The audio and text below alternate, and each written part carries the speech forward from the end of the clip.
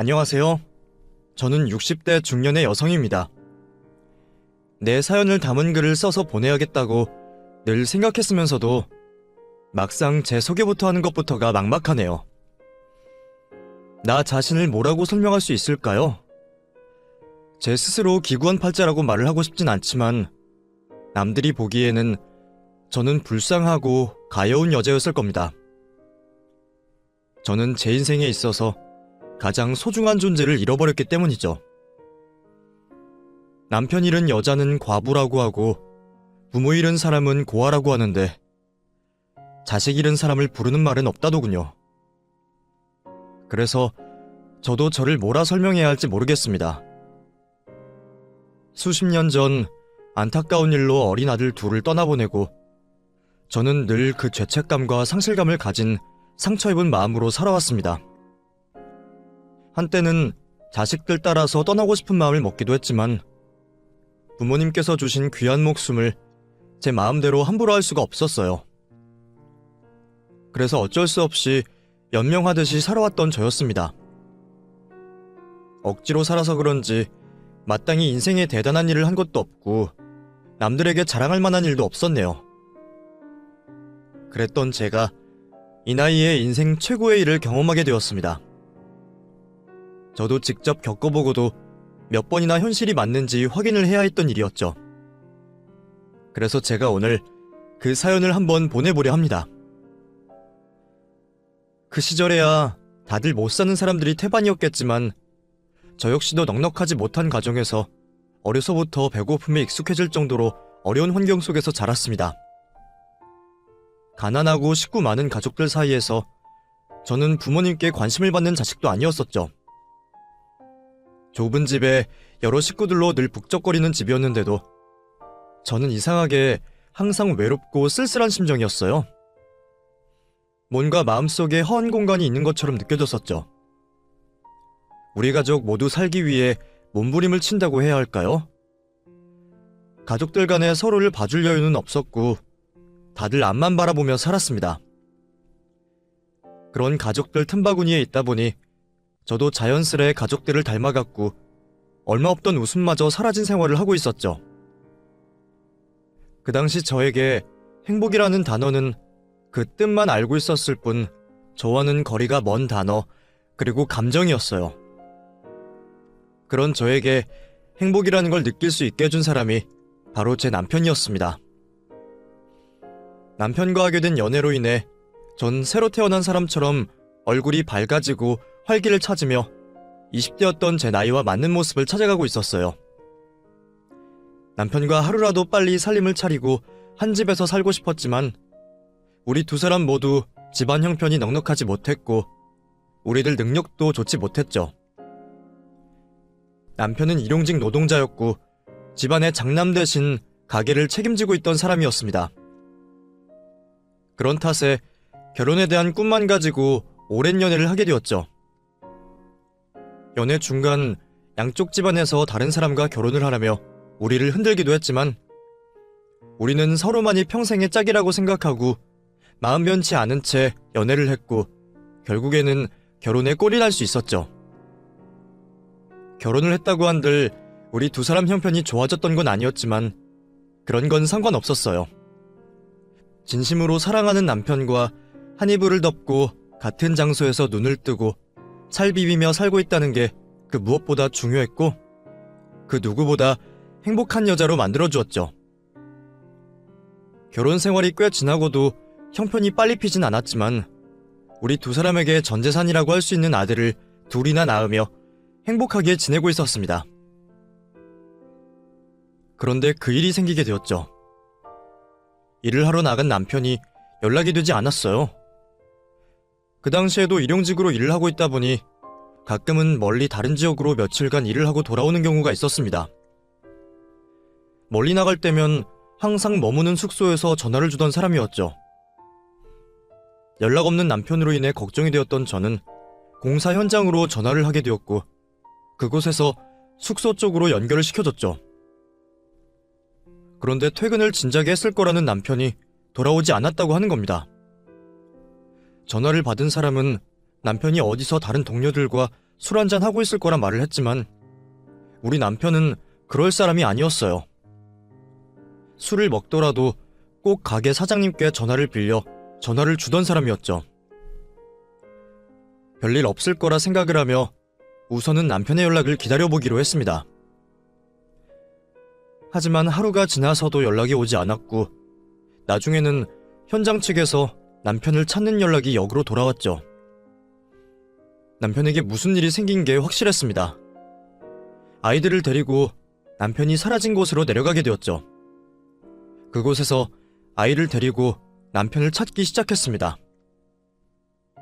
성인 남성은 실종 신고도 제대로 되지 않아 경찰의 도움 없이 공사 현장 동료분들의 도움을 받아 남편을 찾게 되었죠. 하지만 남편은 이 세상에서 증발을 하듯이 사라져 있었어요. 발견된 거라곤 공사 현장에서 숙소로 돌아오는 차도에 있던 남편의 지갑뿐이었죠. 돈이 그대로인 것 보니 강도를 당한 건 아닌 것 같았어요. 그렇다면 짐작이 가는 건 하나밖에 없었죠. 그 짐작을 상상조차 하기 싫었습니다. 내 남편의 죽음을 생각하고 싶지 않았죠. 그렇게 남편이 죽었을 거라는 생각은 외면하고 다시 남편을 찾아 나섰죠. 하지만 언제까지 계속 남편만 찾고 돌아다닐 수 없었습니다. 아이들 때문이었죠. 결국 아이들을 데리고 집으로 돌아가게 되었어요. 다행히 경찰 쪽에서 남편의 실종이 인정이 되며 수색을 하겠다는 약속을 받을 수 있었죠. 그렇게 경찰의 연락을 기다리며 저는 남편이 돌아오기 전까지 집안의 생계를 책임지게 되었습니다. 일을 지원하는 곳마다 아이들과 같이 있겠다는 저를 거절했고 겨우 일을 하게 된 곳에서도 아이들이 소란을 일으키며 금방 쫓겨나기 일쑤였어요. 일자리만 구하다 시간을 보낼 수는 없어 제가 직접 아이들을 데리고 장사를 하겠다고 마음을 먹었습니다. 그날 이후 저는 노점상을 차리고 음식 장사를 시작했어요. 여름에는 분식을, 겨울에는 붕어빵을 팔며 어렵게 생계를 이어나가게 되었죠. 장사를 하며 두 남자아이를 돌보는 일은 정말 정신이 없었습니다.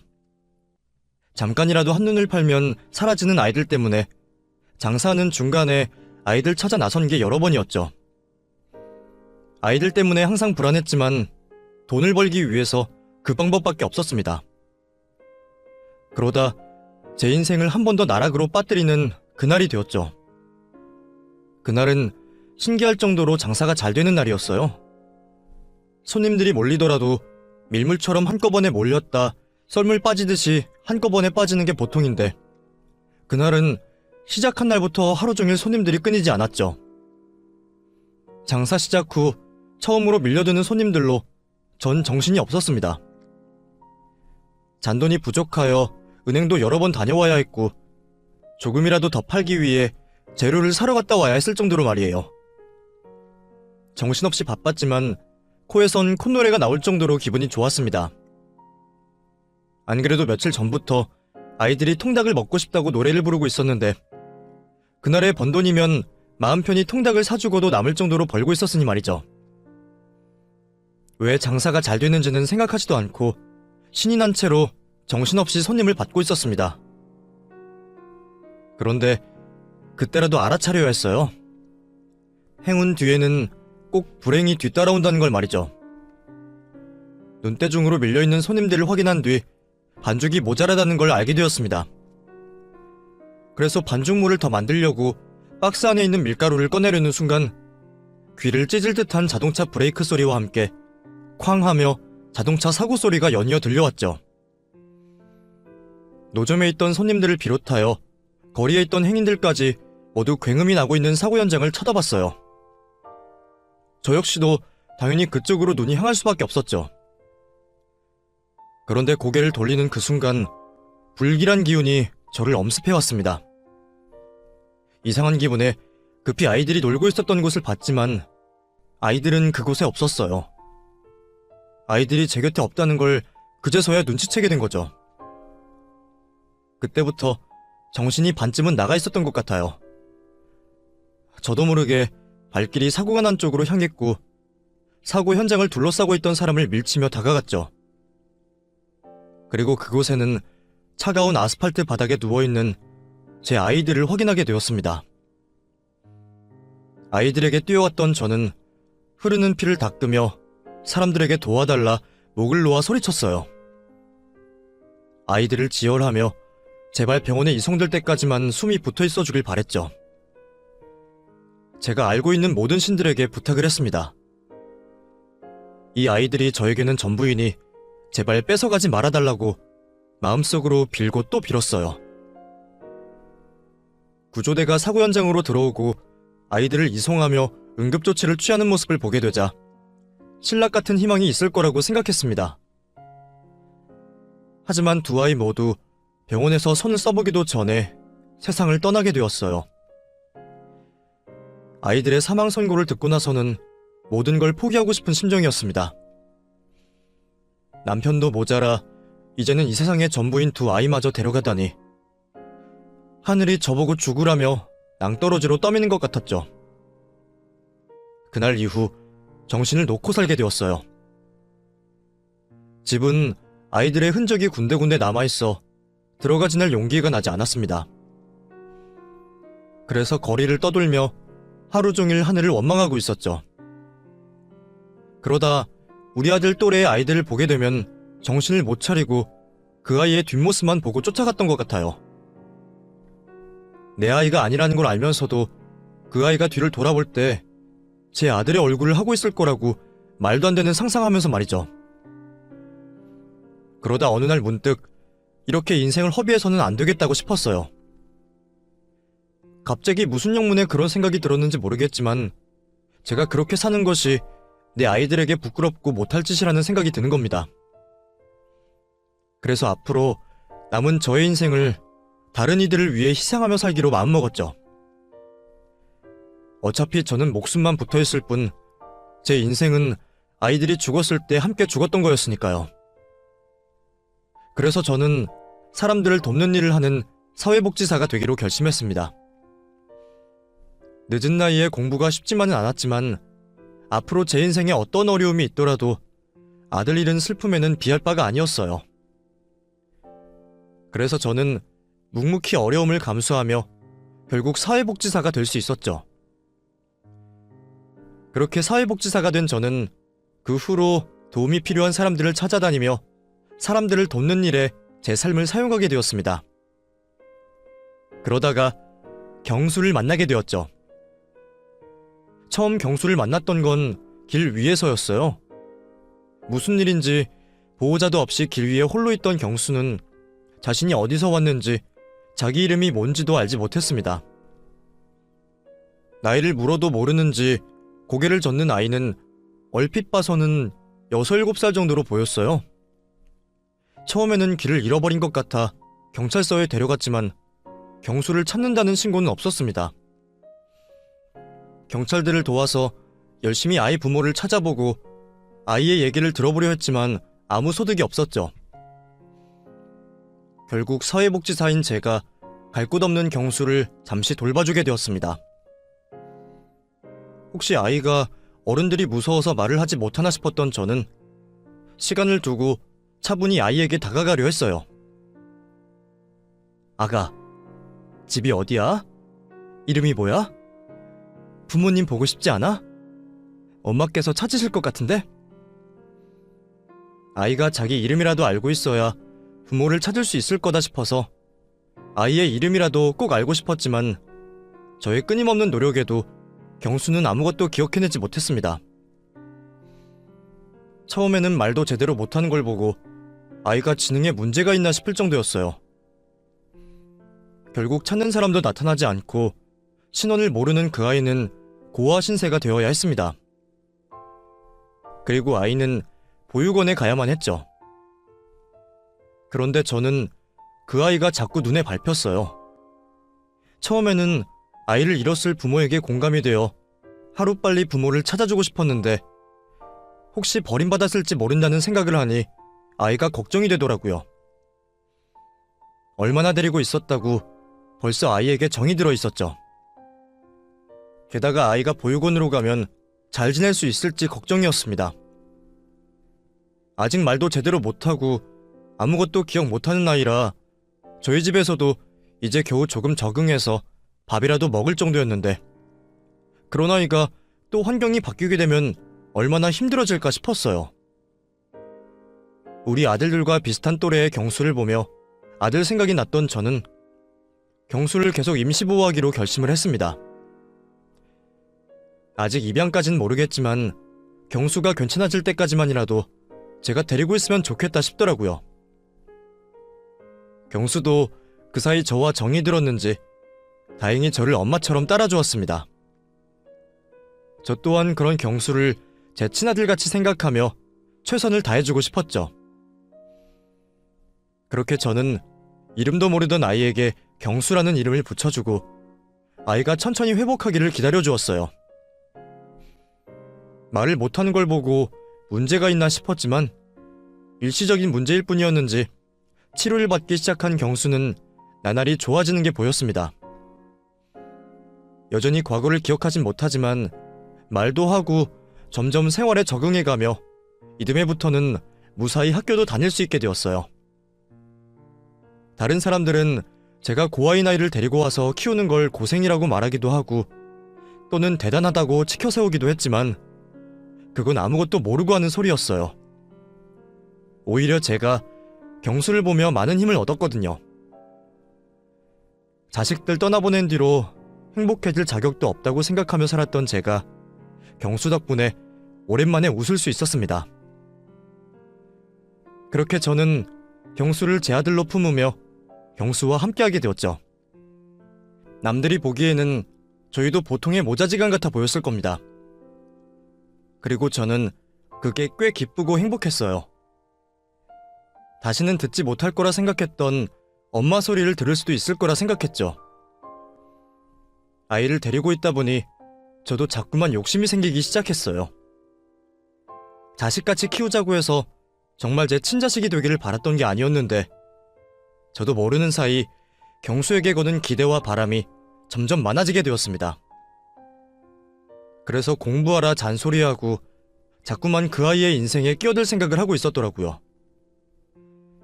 그래도 다행히 경수는 늘 제가 시키는 대로 잘 따라와 주었습니다. 공부도 열심히 해서 어느새 대학생이 되었죠. 그때 아줌마를 만나지 않았더라면 제 인생이 어떻게 되었을지 전부 아줌마 덕분이에요.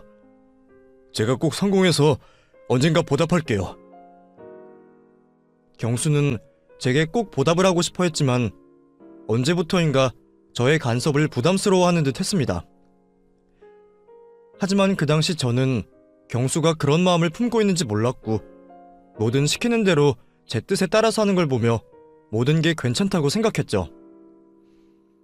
그러다 경수가 자신이 사귀고 있는 여자친구를 저에게 소개시키고 싶다는 말을 해왔습니다. 정식으로 사귀는 여자친구를 소개시켜주는 게 처음이다 보니 무슨 바람이 불어 그러나 싶었어요. 기대에 부풀어 경수의 여자친구를 소개받게 되었지만 경수의 여자친구는 아무리 봐도 우리 경수와는 어울리는 것 같지 않았습니다. 저는 경수가 더 참하고 어른스러운 여자친구를 만나서 상처 많은 경수를 보듬어줬으면 했는데 그 애는 곱게 자라 철없는 티가 나는 아이였습니다. 어려서 어쩔 수 없겠지만 오히려 경수가 그 아이를 더 챙기고 희생하는 걸 보며 실망스러울 수밖에 없었죠. 그래서 저는 어쩔 수 없이 솔직한 제 심경을 전할 수밖에 없었습니다. 경수야, 내가 보기에는 그 친구는 아무래도 너와 어울리지 않는 것 같다. 공부도 너보다 못하는 것 같고 곱게 자라서 그런지 어리광만 많던데 그런 친구랑 사귀다가는 네가 고생만 하지 않겠니? 물론 연애야 그냥 사귀다 헤어질 수 있지만 사람 일이라는 게 혹시 모르는 거니 말이야. 아줌마는 경수 네가 더 어른스럽고 속 깊은 여자를 만났으면 좋겠어. 저 지금 여자친구 많이 좋아해요. 아줌마가 보기에는 철없는 어린애 같을지 모르지만 나름 속도 깊고 정도 많고요. 애초에 제 사정 다 알고도 괜찮다고 해준 여자친구예요. 그러니까 그런 말씀은 안 하셨으면 좋겠어요. 그리고 말이 나와서 말이지만 앞으로도 제 일에 대해서는 관여 안 하셨으면 좋겠어요. 관여를 하지 말라니. 너 어떻게 아줌마한테 그런 말을 할 수 있니? 내가 다 너 잘 되라고 그러지 괜히 잔소리하는 거니? 솔직히 저 아줌마가 저한테 그러시는 거 부담스러워요. 제 생각하셔서 그러시는 거 알고 참았지만 이제는 하다 못해 제 여자친구 문제까지 두고 이러시는 거 스트레스 받아요. 그동안 아줌마가 저 걷어주시고 키워주신 건 감사하지만 그렇다고 아줌마가 제 친부모님은 아니잖아요. 뭐라고? 경수, 너 지금 그 말 진심이니? 내가 너를 어떻게 생각했는데 그렇게 섭섭한 말을 할 수 있어.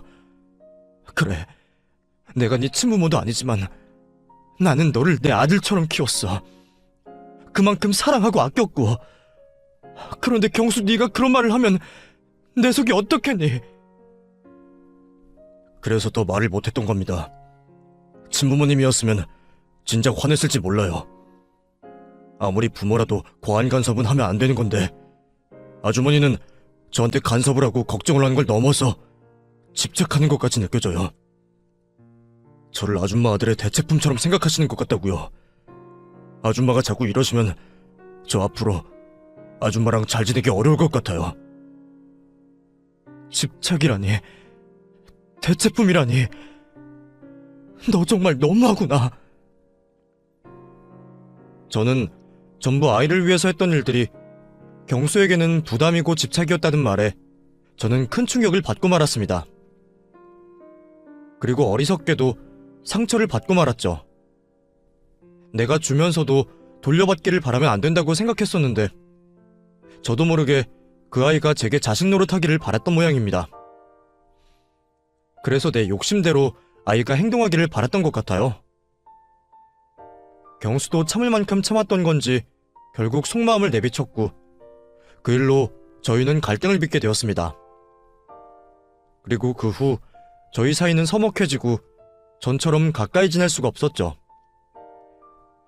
그래도 내가 경수를 알고 지낸 시간이 몇 년인데 시간이 다 해결해 줄 거라 생각하며 저는 저희 관계가 다시 좋아지기를 기다리고 있었어요. 그런데 갑자기 경수가 유학을 갈 수 있는 기회가 생겼다며 저를 떠나게 되었죠. 아줌마, 저 운이 좋게도 유학비를 지원받게 되었어요. 사실 아줌마께 부담드릴까봐 말씀 못 드렸지만 오래전부터 꿈꾸던 일이었거든요.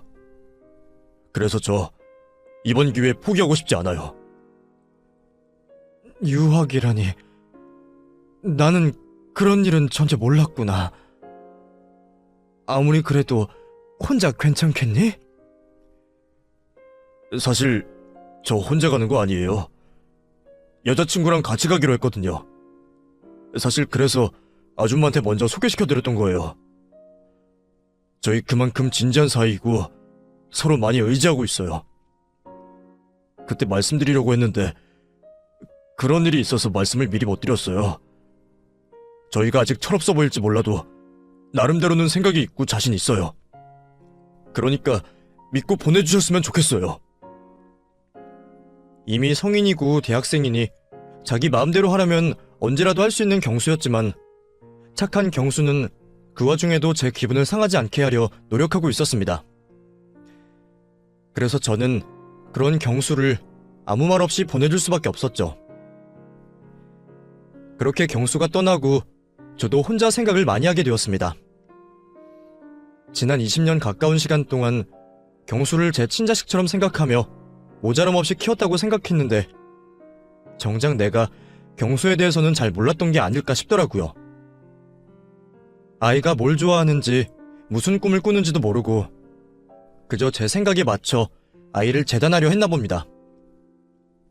처음 경수를 만났을 때는 언제라도 아이가 원하는 방향으로 놔주겠다고 생각했었는데 어느 순간부터 제가 제 욕심에 아이를 올가매고 있었구나 후회가 들었어요. 그래서 저도 마음을 비우기로 했습니다. 아이가 여태껏 잘 자라준 것만으로 감사하며 앞으로 그 아이가 자신의 길을 찾아 떠나고 저에 대한 부담감에서 해방될 수 있도록 제가 먼저 그 아이를 놓아주기로 했죠. 그래서 저는 괜히 경수에게 연락을 하지도 않았고 가끔 경수가 연락을 해와도 일부러 피하려 했습니다. 몸이 멀어지면 마음이 멀어지는 것처럼 이러다 보면 언젠가는 그 아이가 저를 잊고 제 갈 길을 갈 거라고 생각했어요. 이제는 마음 맞는 여자친구까지 있으니 더 그러기 쉽겠죠. 그리고 저는 계속 사회복지사 일을 하며 저 혼자 지내게 될 평범한 노후를 준비하게 되었습니다. 그렇게 평범하고도 평범한 나날들을 보내고 있던 주말이었습니다. 그 당시 저의 주말은 참으로 조용한 날이었죠. 집에서 TV를 틀어놓을 때를 제외하고는 다른 소음 하나 나지 않았어요. 고요하다 못해 적막하기까지 한 집 분위기를 애써 활기차고 밝게 만들려고 하지 않았습니다. 남은 평생을 그 당시 집 분위기와 마찬가지로 혼자서 쓸쓸하고 조용한 삶을 보내게 될 테니 최대한 익숙해지려고 노력을 하고 있었죠. 아침밥을 먹고 설거지를 하고 있을 때였습니다.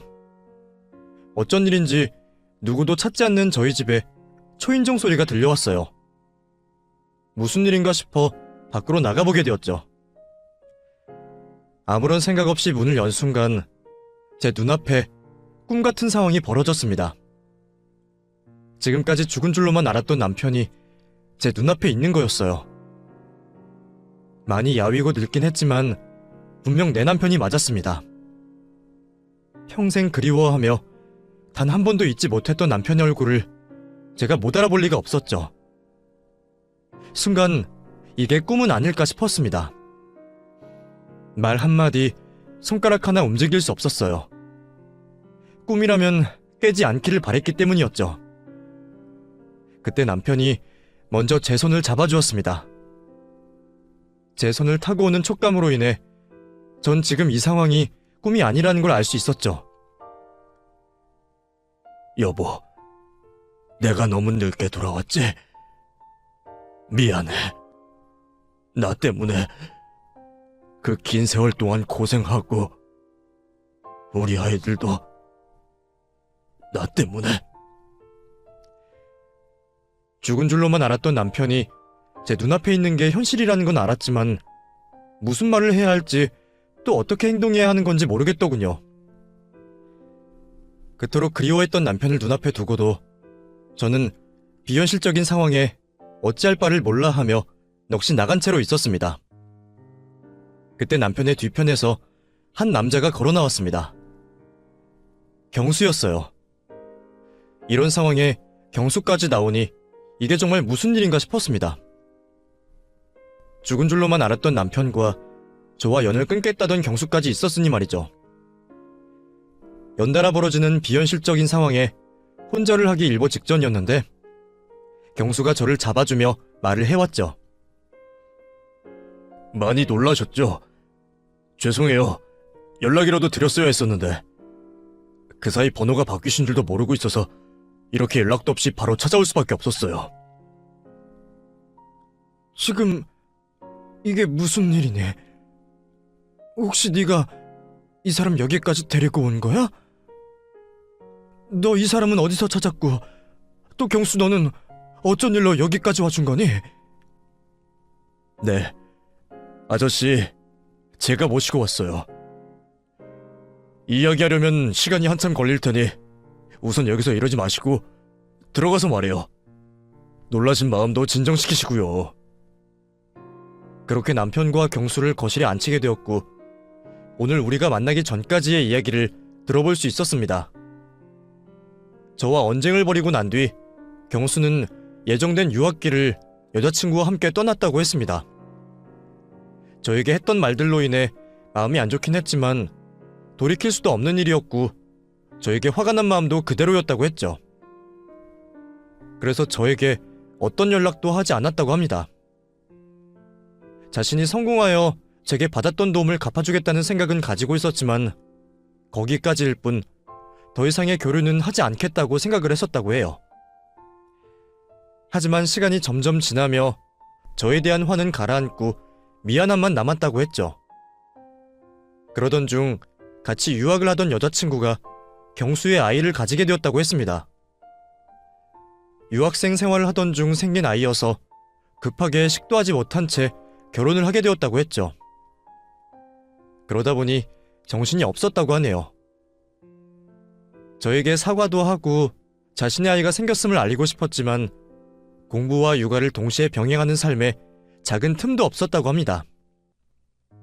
그렇다고 저를 미국까지 모시고 올 수도 없으니 한국으로 들어가게 되면 그때 사과도 하고 자신의 가족들도 인사를 시키려고 했다고 하네요.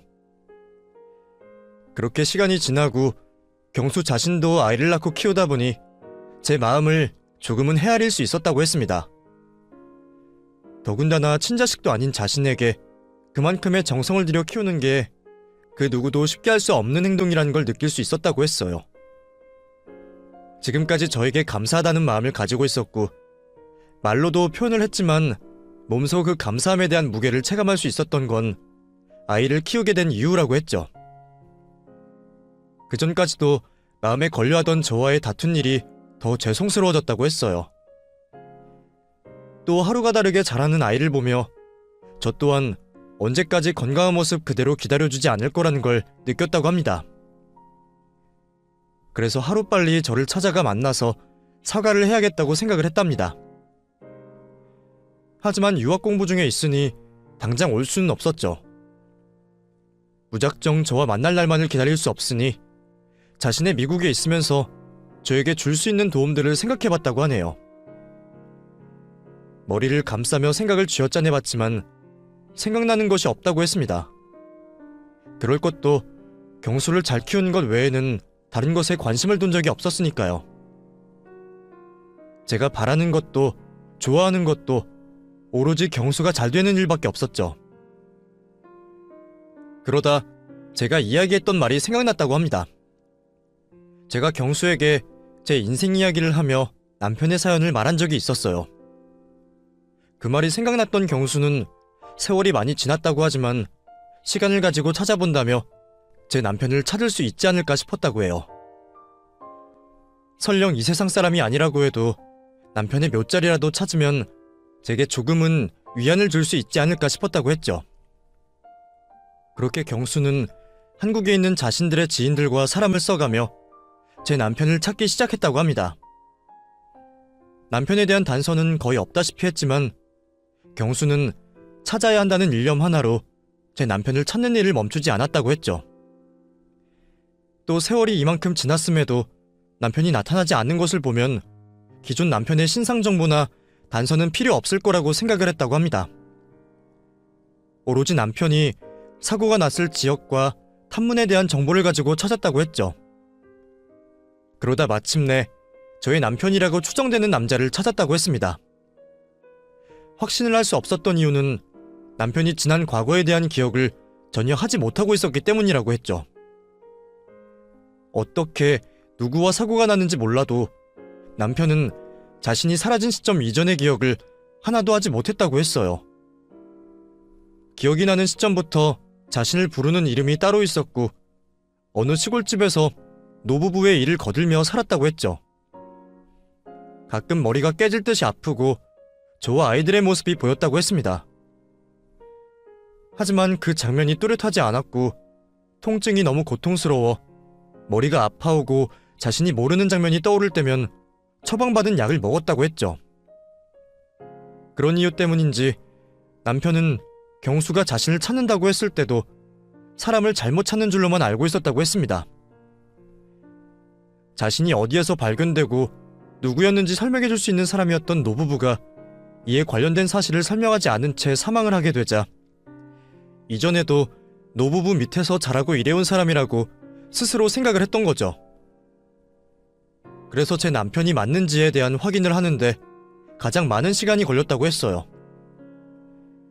이미 주민등록도 소멸이 되어버렸고 유전자 검사를 할 수도 없는 상황이니 오로지 남편이 가지고 있을 기억에만 의지를 할 수밖에 없었다고 했습니다. 수소문을 하여 최면 치료도 해보고 정신과 치료도 받아보면서 계속 과거 기억에 대한 자극을 했다고 하네요. 그러면서 경수 컴퓨터에 있는 제 사진들을 보여주면서 말이죠.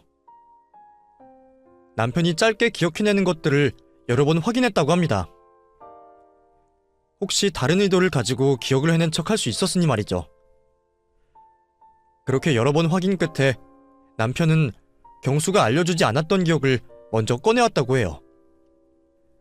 아이들에 대한 기억과 저와 있었던 추억들을 말이죠. 남편에게 그런 기억들을 듣고 나서야 경수도 저에게 들었던 내용이 기억났다고 합니다. 그때 드디어 제 남편을 찾게 되었다고 확신을 했다고 하네요. 더 이상 저의 남편이 맞는지 아닌지 확인을 해볼 수 있는 것들도 남아있지 않았고요. 그렇게 학기를 마친 경수는 자신의 아내와 아들을 데리고 한국으로 들어왔고 제 남편을 만나 저와 만날 준비를 해줬다고 합니다. 그리고 제가 있는 집으로 찾아와 저를 만나게 되었던 거죠. 경수가 남편을 찾기 위해 썼던 그 과정이 얼마나 오랜 노력과 정성이 필요했는지 전 알고 있었습니다. 모래사장에서 바늘찾기와 마찬가지인 상황에서 오로지 저를 위해 남편을 찾아주겠다는 그 고마운 마음이 이야기를 전해주는 동안 제 마음속으로 전달되었어요. 제가 경수에게 해준 것에 비해 너무 큰 선물을 받은 것 같았습니다. 그리고 몸성이 돌아와준 남편에게도 고마웠죠. 여보, 고마워요. 이렇게 건강하게 살아있어줘서. 그리고 내가 미안해요. 당신을 더 빨리 찾았어야 했는데 내 노력이 부족해서 당신을 가족들과 떼어놓았어요. 미안해요, 여보. 그런 소리 하지 마. 당신이 왜 나한테 미안해? 잘못을 해도 벌을 받아도 내가 잘못했고 내가 벌을 받아야지. 당신은 최선을 다했어. 당신 혼자 얼마나 힘들었겠어. 남편도 자식도 지키지 못한 내가 무슨 최선을 다해요. 우리 아이들 당신 돌아올 때까지 지키지 못한 거 미안해요. 나 용서하지 말아요. 당신과 아이들을 지키지 못한 내가 죽어도 진작에 죽었어야 했는데 이렇게 당신을 만나서 죗값 달게 받으라고 저를 여태 이 세상에 살게 하셨던 것 같아요. 정말 죽지 못해서 살아가고 있었을 뿐인데 이렇게 당신을 만나게 되었으니 이제 곧 죽어도 여한이 없어요. 그러니 나 원망하고 욕해도 돼요. 무슨 말을 그렇게 해? 내 아내, 내 자식들 있는 줄도 모르고 정신 나가 있었던 내가 나쁜 놈이지. 이제 더 이상 당신 잘못이라고 자책하지 마. 이 모든 게 나로 인해 생긴 일이니 이제는 내가 당신의 죄책감을 안고 살 테니. 긴 시간 홀로 힘들기만 한 세상을 살아오던 저는 드디어 남편의 품에 안겨 휴식을 취할 수 있었습니다. 제가 자책하고 힘들어하는 만큼 남편 또한 가슴 아파할 거라는 걸 알았지만 그때만큼은 평생 하지 못하고 있었던 투정을 부리고 싶었어요. 남편에게 제가 얼마나 열심히 그리고 힘들게 살아왔는지 말을 하면서 말이죠. 이전에는 이런 일이 죽어서도 가능한 일인가 싶었습니다. 누구에게도 내색은 한 적 없었지만 배우자에게서 투정을 부리고 있는 여자들을 볼 때면 항상 부러웠었거든요. 그래서 그날만큼은 저도 남편의 품에 기대어 있고 싶었죠. 저와 남편은 한참 동안 서로에게 기대고 서로를 위로해주며 많은 이야기를 나누게 되었습니다. 그러다 뒤늦게 경수에게 고마움을 표해야 한다는 게 생각났죠. 내가 이러고 있으면 안 되는 건데. 경수야, 정말 고맙다. 네가 나한테 정말 큰 선물을 주는구나. 아줌마가 널 힘들기만 했는데 정말 고맙다. 내가 이 은혜를 어떻게 갚아야 하는지 알려다오. 내가 너 원하는 게 있다면 뭐든 다 들어주마. 무슨 말씀이세요? 제가 오늘 한 일은 저에게 주신 은혜에 비하면 비교도 되지 않아요. 아직 제가 갚아나가야 할 은혜가 산더미처럼 쌓여있다고요. 그리고 먼저 죄송하다는 말씀 드리고 싶어요. 유학 가기 전날 제가 했던 말들로 마음에 상처 많이 받으셨을 텐데 그때 제가 머리 좀 컸다고 생각해서 감히 해서는 안 되는 말들을 아무렇게나 했던 것 같아요. 이렇게 잘 자랄 수 있던 게 누구 덕분인지 모르고 제가 헛소리를 했던 것 같아요. 정말 죄송해요. 아니다. 네 말도 맞아. 내가 너를 오랜 기간 애정을 가지고 키우다 보니 넘지 말아야 할 선을 넘어섰던 것 같아. 부모 자식 간에도 조심해야 하는 건데 내가 너무 내 생각만 했어. 너도 알다시피 아이를 둘이나 잃어버리니 그에 대한 욕심이 전부 너에게 쏠렸던 것 같아. 너를 이 세상 누구보다 잘난 아이로, 누구보다 행복한 아이로 만들고 싶다는 기준을 모두 내 기준으로 삼고 너가 그렇게 행동하도록 한 것 같고 나도 미안하구나. 그리고 내 남편 찾아줘서 너무 고마워. 충분히 그런 마음 가지실 수 있죠. 정말 절 친아들처럼 키워주셨으니까요. 그때는 제가 받는 것에 너무 익숙해져 있어서 모든 걸 당연하게 생각했던 것 같아요. 그래서 그런 말실수도 하게 된 것 같고요.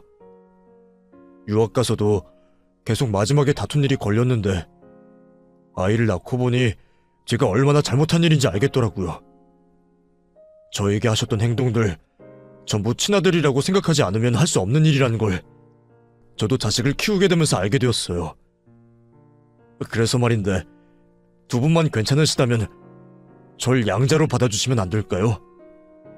제가 어머님께 받은 은혜 앞으로 자식으로서 갚아나가고 싶어요. 그리고 이 세상 가장 행복한 부모님으로 만들어드리고 싶고요. 조금이라도 제 일방적인 제안이 불편하시면 거절하셔도 돼요. 양자가 되지 않더라도 최대한 자주 뵈면서 모시려고 할 테니까요. 그냥 저는 제 친어머니라고 생각이 들어서 제안해보는 거예요. 저는 경수의 말을 듣고 단 1초도 망설이지 않았습니다. 지난 기간 동안 경수를 키워오며 제가 바래왔던 일이었어요.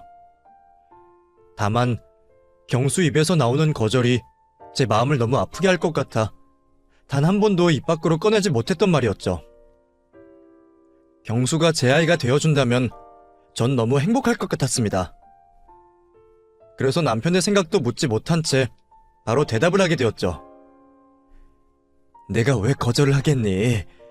난 평생 너를 내 자식이라고 생각했단다. 물론 네가 싫어해서 거리가 생길까 싶어 말을 못했던 거지. 네가 먼저 그렇게 말해줘서 고맙구나. 내 남편을 찾아준 것만 해도 평생 너에게 감사해하며 살 텐데 이렇게 내 자식이 되고 싶다는 말까지 하니 너무 고마워. 제가 오히려 더 감사하죠. 이 세상 홀로 살아가게 될 고아였던 저를 거두어 주시고 자식으로 생각해 주시는데. 그런데 아저씨께서 이 상황을 받아들이고 생각하신 다음에 판단을 하셔야 할 테니 오늘 제가 말씀드린 제안의 대답은 나중에 듣는 걸로 할게요. 두 분이 어떤 대답을 주셔도 서류상에 표기되는 것을 제외하고는 제 마음가짐은 변하지 않으니 충분히 생각하시고 대답해 주세요. 경수의 말처럼 남편의 뜻도 중요했기 때문에 저와 남편은 그 일에 관하여 서로의 마음을 터놓고 이야기하게 되었습니다. 남편도 저와 같은 생각이었어요. 아직 경수를 잘 모르긴 했지만 우리를 다시 만나게 해준 것과 제가 키워오며 가진 감정을 보며 한 가족으로서 지내면 좋을 것 같다고 말해주었죠. 그렇게 경수를 우리의 가족으로 받아들이게 되었습니다. 이후 며느리 되는 아이를 만나 과거 제가 저질렀던 잘못에 대해 용서를 구했고 서로 쾌쾌 묵은 감정을 정리하게 되었죠. 또 손주되는 경수 아들과도 만날 수 있었고요. 지금은 우리 온 가족이 자주 모이며 행복한 시간을 매주 보내고 있습니다. 제 곁에 아무도 없을 거라고 상상했던 것과 비하면 지금은 이런 호사가 따로 없을 정도죠. 이제 저는 더 바라는 게 없습니다. 하늘나라로 올라가 우리 두 아들 녀석들 만나기 전까지 더도 말고 덜도 말고 딱 지금처럼만 가족들과 웃으며 지내다 세상을 정리하고 싶네요. 평생 저에게 행복을 앗아간 하늘도 이번만큼은 제 바람을 들어주시리라 믿고 있습니다. 여러분들께서도 진심으로 제 행복을 바래주시면 감사하겠네요. 그럼 여러분들도 가족과 행복한 시간 보내시길 바라면서 항상 댁의 평안과 행복이 깃들길 바라겠습니다.